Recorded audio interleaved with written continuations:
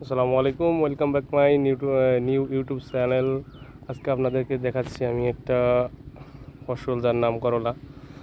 এটা বানের আবাদ, যা খুব সুন্দর এবং অনেক টাকা হয় আর কি। কিন্তু এর একটা রিস্ক আছে, মাঝে মাঝে দেখা যাচ্ছে যে অনেক গাছ ভাইরাস হয়ে যায়, যার কারণে এই যে দেখেন করলা ভাইরাস হয়ে যায়, তাদের কৃষকের ব্যাপক ক্ষতি হয়, লস হয়ে যায়। যখন গাছ ভাইরাস হয়ে যায় তখন মনে করেন যে কোনো একটা করলাও ধরে না, গাছের মাথা মোটা হয়ে যায়।